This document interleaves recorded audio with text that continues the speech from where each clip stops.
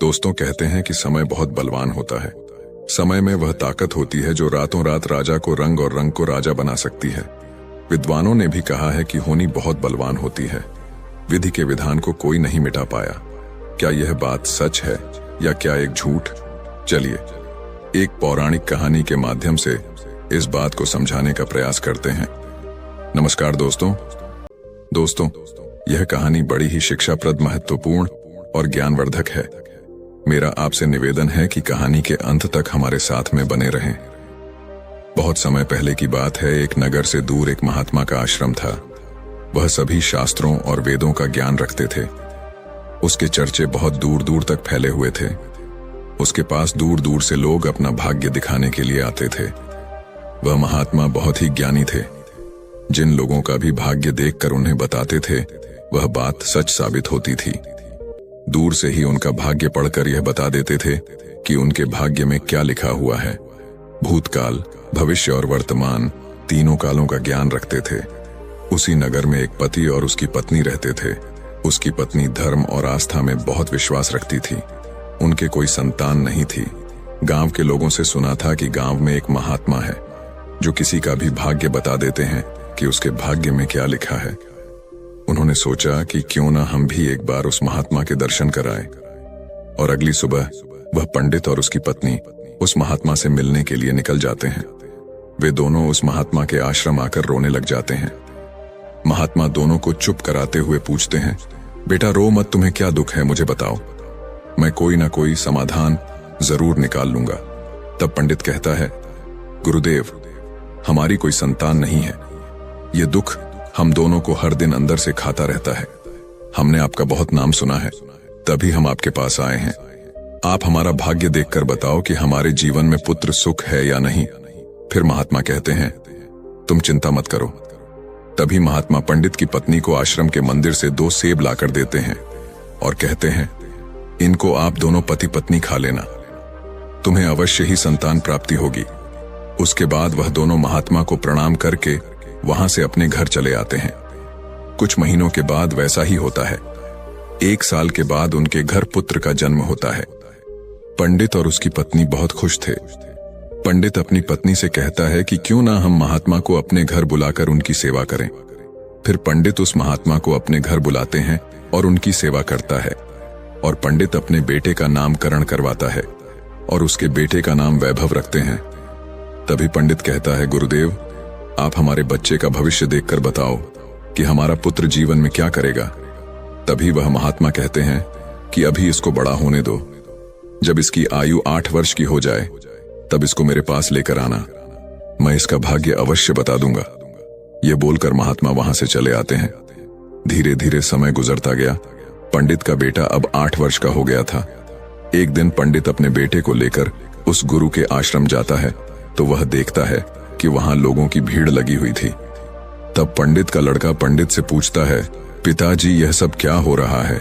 तब पंडित अपने बच्चे को बताता है कि यह महात्मा त्रिकालदर्शी है, इनको भविष्य का पता चल जाता है। यह सब लोग अपने अपने भविष्य का पता करने यहाँ आए हुए हैं। तब वह पंडित का लड़का उन गुरुदेव के पास जाता है और कहता है, गुरुदेव, आप मेरा भी भविष्य देखो ना।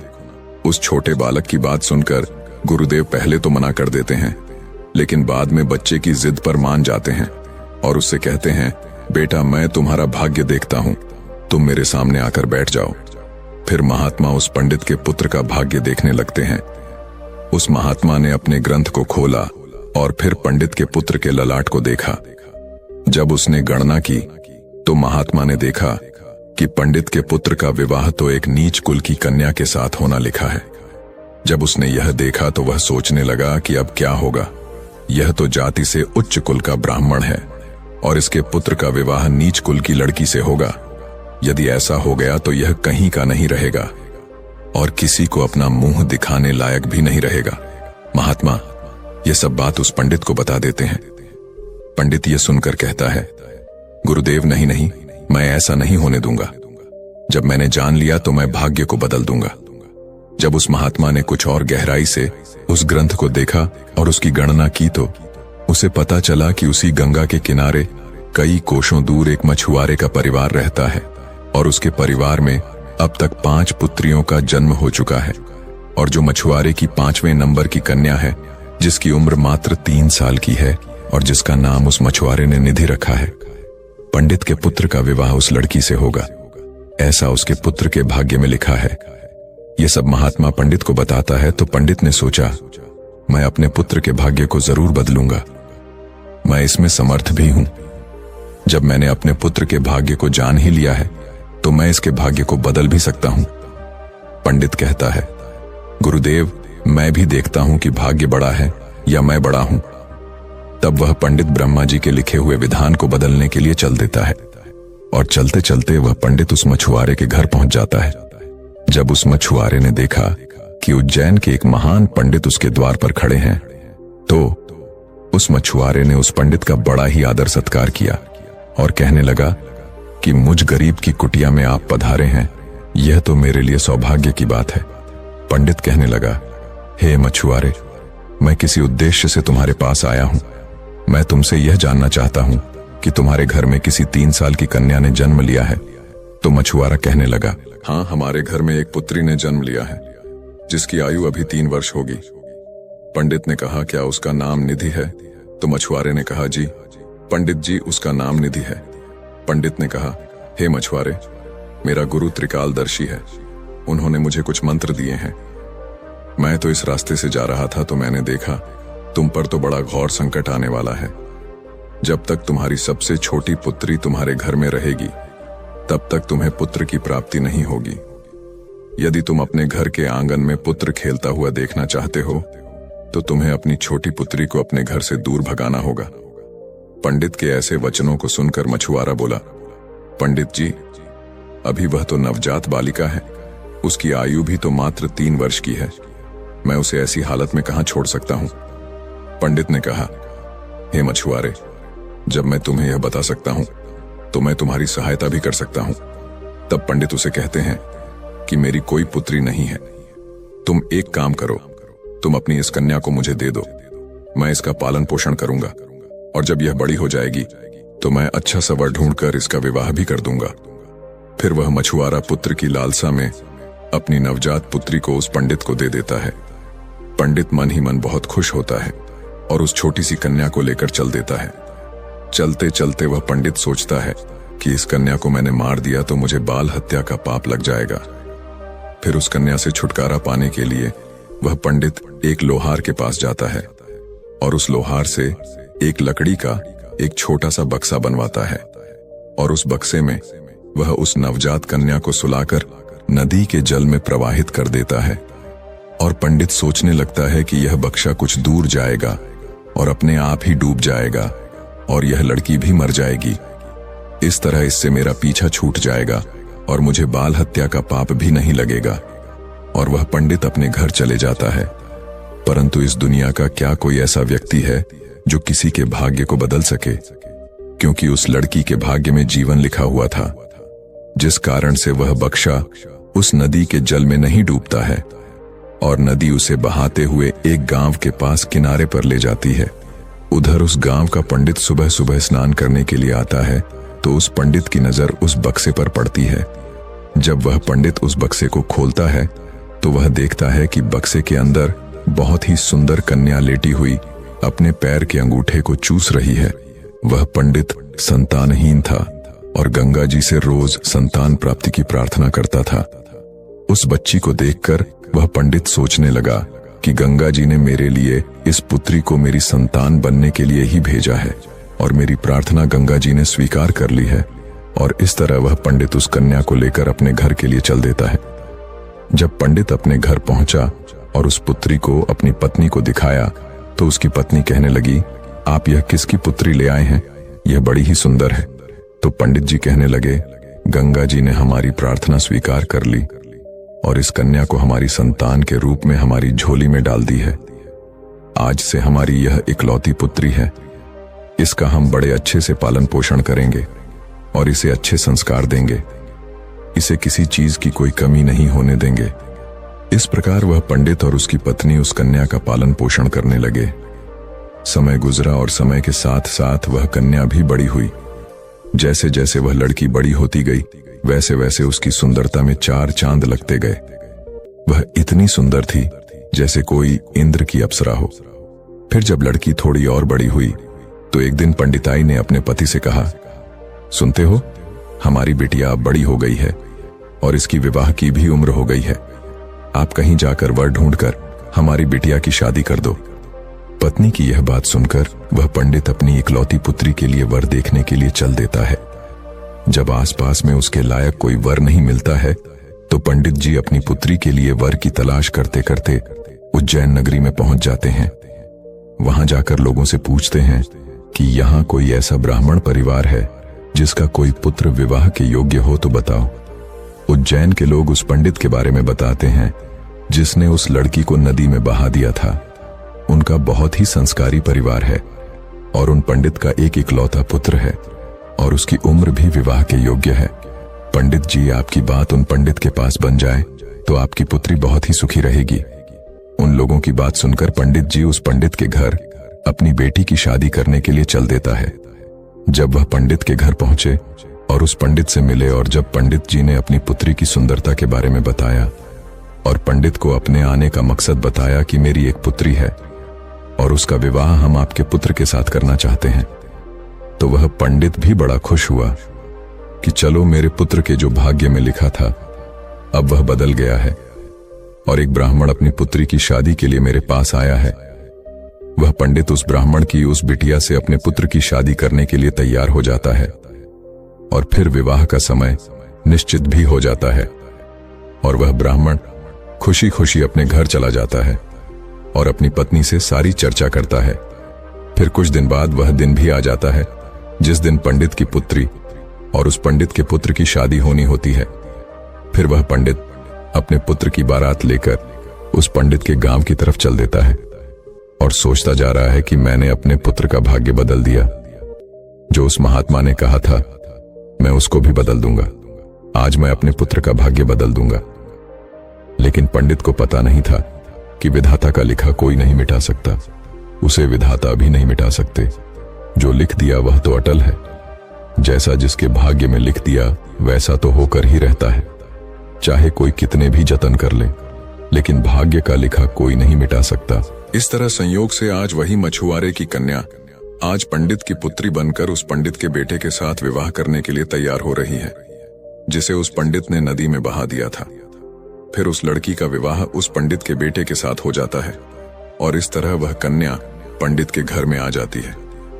पंडित का पुत्र सुंदर सी पत्नी पाकर खुश था और पंडित की पुत्री भी सुंदर सा पति पाकर खुश थी और पंडित इस बात से खुश था कि मैंने अपने पुत्र का भाग्य बदल दिया है। फिर एक दिन किसी कार्य से उस पंडित के पुत्र को उज्जैन से कुछ दिनों के लिए बाहर जाना पड़ता है।